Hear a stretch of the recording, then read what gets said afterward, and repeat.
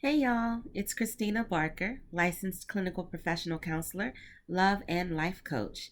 Today I'm coming to you to talk to you about a topic that is really significant and important to women of all stations in life, but specifically and most importantly to women who are wearing the many hats of married moms of multiple minors. This topic is a hot topic and sort of a theme of 2020s, ever since the pandemic started, especially. And the topic is, you ready? Self care. And I want to differentiate between self care and soul care. They are different, okay? And so in today's video, we're going to be learning about the differences between the two and then how to attend to both because it's really important to take care of both yourself and your soul being a part of yourself. Okay, when we say self care, we're really talking about the things that require are required to be done for your physical self to stay well. Right? This has to do with all things related to your physical health, your wellness, your fitness, your diet, your exercising. And so self care includes grooming and hygiene. It includes how much rest you get. It's all of those things. And as we know, things like sleep really can shape the quality of our life. It can shape our health. So, getting enough sleep. The average adult should get a minimum of 7 hours of sleep a night. And if you're like me and you need assistance with getting sleep, you need to make sure that you, first of all, try all of the natural remedies that are out there, including an actual sleep hygiene, having good sleep hygiene, like going to bed at a specific time every night consistently, making sure you disconnect from your devices and blue light, maybe having soothing sounds and soothing images in the place where you're planning to sleep. If you're around a lot of noise, a lot of stimuli, it's not going to be a good, restful environment for you to fall asleep in. Okay. But also, if you are struggling with falling asleep or staying asleep, you may need to go ahead and talk to a doctor. But sleep is just one of those many areas that we need to take care of as it relates to self care. How about your grooming? Are you neglecting how you take care of your body? Are you not regularly, you wouldn't believe it, but there are people who don't even regularly shower because they just don't feel they have the time. Here's another big one that you probably don't realize is a common issue for a lot of women. That is going to the restroom. Literally going to pass your urine. Do you know that a lot of women actually hold their urine because they feel that they don't have time to take a bathroom break, a bio break?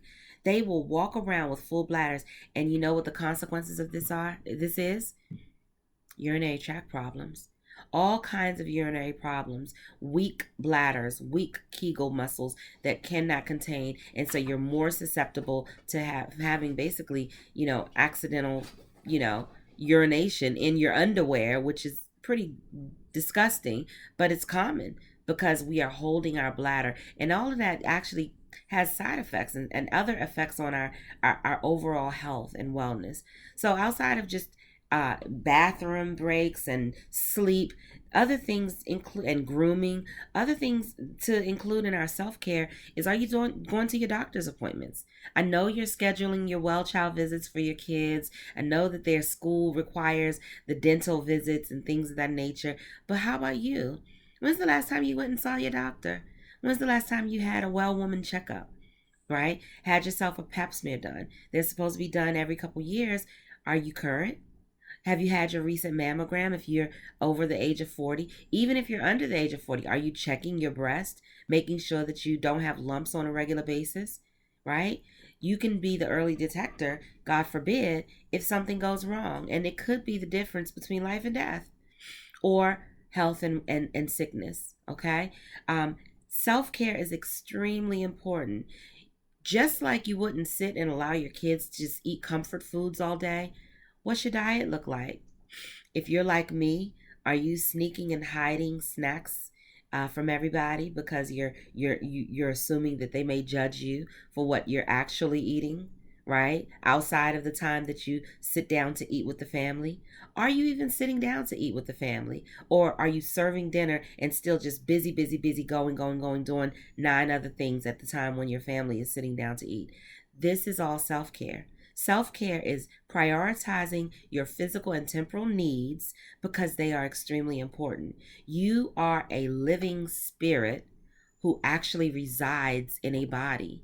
So you have to take care of the part of you that is physical in order for you to thrive in the ways that you need to as a wife, as a mom, but also just as a woman, as an individual, as a human being.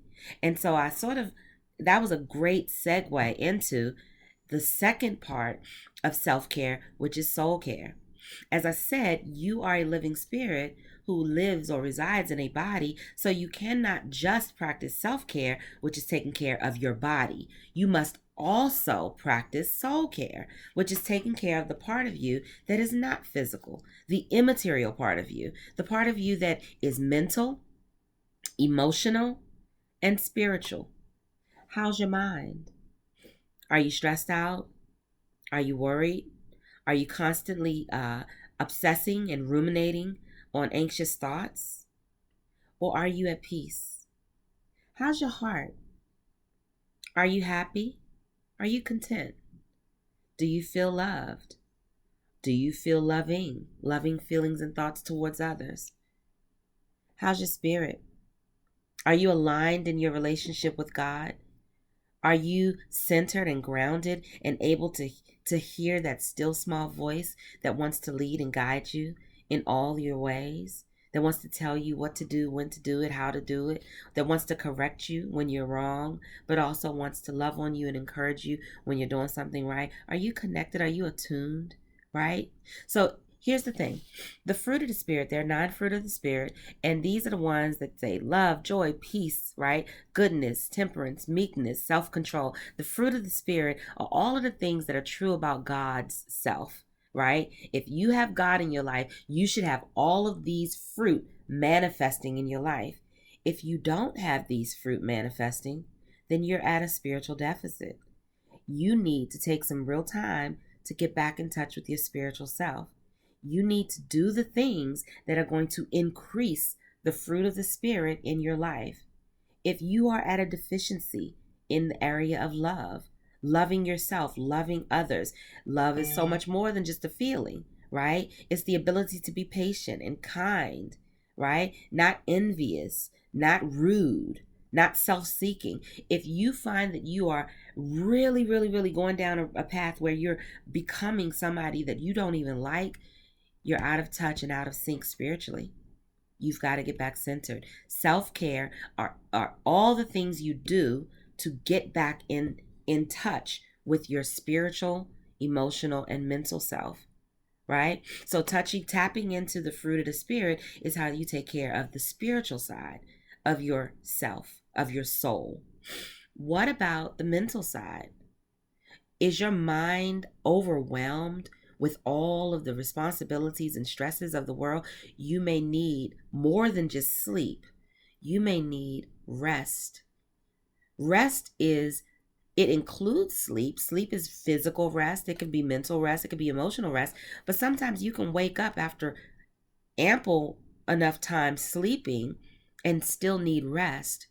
Because if you didn't have good sound sleep where your soul rested, where it wasn't bothered with lots of thoughts in your dreams, lots of ruminations before you fell asleep and immediately attacking you as soon as you wake up, then you need to be able to tune in and tap into the things that are going to help your mind and your soul to rest. What will help you to rest? What will help you to recenter? What will help you to recalibrate? Is it walking by water? I love the fact that the 23rd Psalm says that He, speaking of God, leads us beside still waters and He restores our soul. That's a beautiful image of exactly what happens when we take the time we need to do the things that are going to help us to experience the restoration. And the root word of restoration is rest.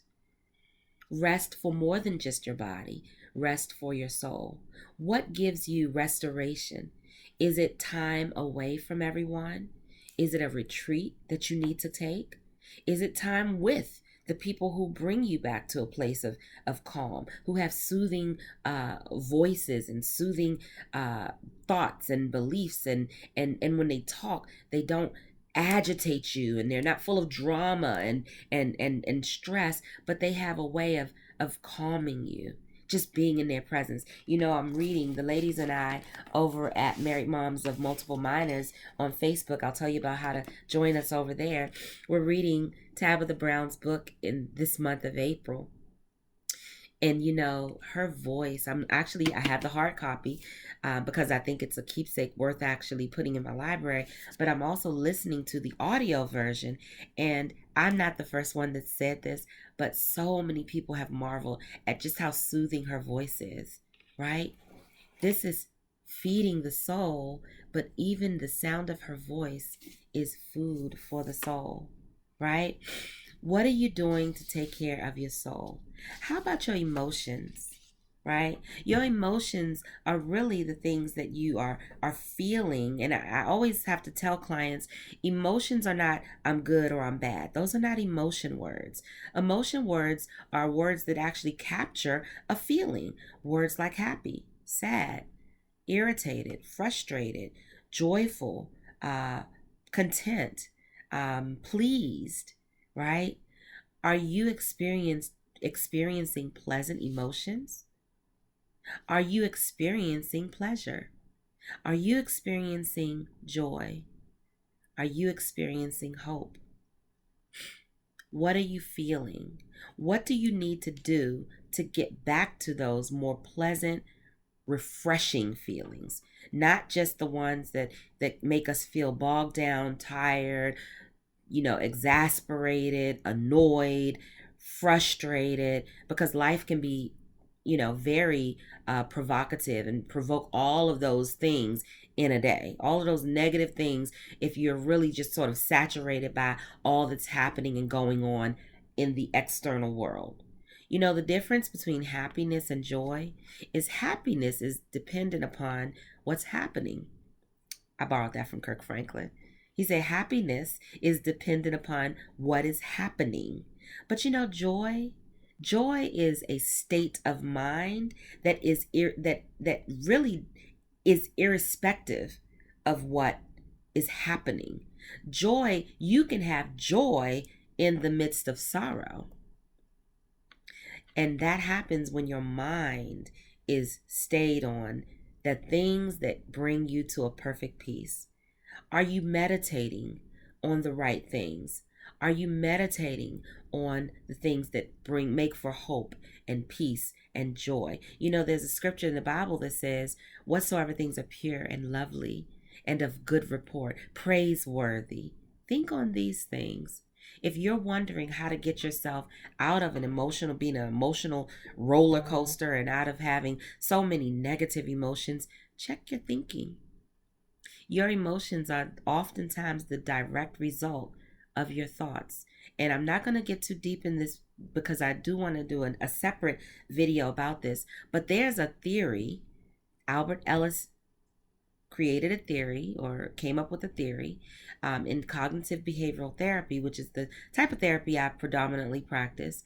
And in this theory, the idea is that our experiences are not what leads to our emotional consequences or our feelings or our distress, right? So a lot of people come to therapy because they feel like they're experiencing depression, anxiety, distress, frustration, angst in their relationships, discord, etc. And they assume that it's because of the things that are happening in their lives. The things that are happening that are bad, the things that are not happening that should be happening that will be good.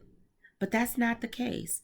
This theory, according to Albert Ellis, and I actually have found it to be true for myself personally and for many of my clients who I've done this type of therapy with, our feelings and our experiences are shaped not by what's happening, but by what we think about what is happening. So as a man thinketh in his heart, so is he. If you are thinking pleasant thoughts of peace and hope, even in the midst of despair and disappointment, if your mind can access hope that you're going to get out of this, confidence, faith, then guess what? You won't drown in your despair and your misery. You will connect to that hope and it can actually pull you out. So check your mind, check your emotions, check your spirit, and get back in touch with the things you need to do to take care of your soul. So there we have it, the difference between self-care, which is taking care of our physical selves, our temporal needs, food, clothing, shelter, bio breaks, sleep, going to the doctor on a regular basis, handling our hygiene, our grooming, making sure that we are current on all of our appointments and checkups, and getting enough exercise, and grooming ourselves properly, etc. Go to the doggone bathroom. So that's all the self-care. But then, and even you could throw pedicures in there and manicures and hair appointments.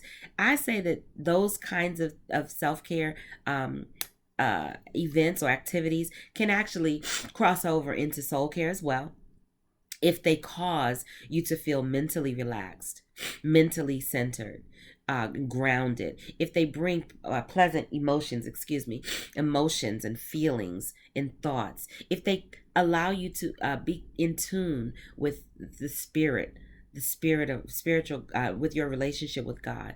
If a pedicure connects you in a way with peace and joy and happiness, then it's also soul care. And then you have the soul care side, which is all about taking care of your immaterial part of yourself, your mind, your emotions, and your spirit. All right, that's it for today. I want to remind you and to invite you on over to Facebook, Married Moms of Multiple Minors, the acronym MOMS.